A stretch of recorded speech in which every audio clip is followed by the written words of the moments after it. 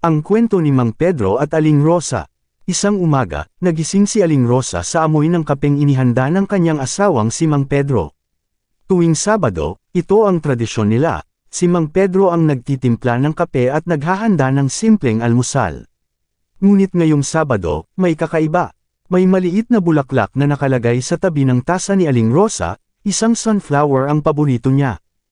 Hindi naman ito ang unang beses na nagbigay si Mang Pedro ng bulaklak, pero ang pagkilos niya ay tila may kakaibang kahulugan. Sa loob ng 25 taon nilang pagsasama, natutunan na ni Aling Rosa na basahin ang mga tahimik na wika ng kanyang asawa. Ang mga simpleng kilos na ito, ang pagtitimpla ng kape, ang paglalagay ng bulaklak, ay mga paalala ng pagmamahal, na hindi na kailangan pang ipahayag ng malalaking salita. Habang kumakain sila, sinimulan ni Mang Pedro ang pagkukwento ng mga nakakatawang pangyayari sa kanyang trabaho. Natawa si Aling Rosa, hindi dahil sa mga kwento mismo, kundi dahil sa paraan ng pagkukwento ni Mang Pedro. Ang kanyang mga mata ay kumikislap, ang kanyang mga labi ay may ngiti, at ang kanyang boses ay puno ng sigla.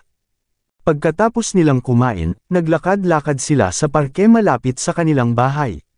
Hawak ni Mang Pedro ang kamay ni Aling Rosa, at tahimik silang naglalakad, pinagmamasdan ng mga bata na naglalaro at ang mga mag-asawang nagtatawanan.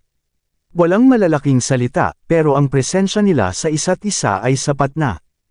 Sa hapon, nanood sila ng sine. Hindi ito isang mamahaling sinehan, kundi ang kanilang lumang DVD player na naglalaman ng mga paborito nilang pelikula. Habang nanunood, nakasandaw si Aling Rosa sa balikat ni Mang Pedro, at naramdaman niya ang init ng kanyang pagmamahal. Kaya nagparinig ito ng nakakamis ang ana-ana.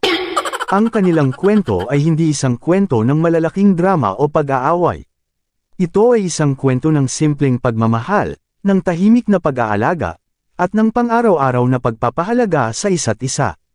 Isang kwento ng isang sunflower sa tabi ng isang tasa ng kape, isang kwento ng isang tahimik na Sabado, at isang kwento ng isang pag-ibig na tumatagal.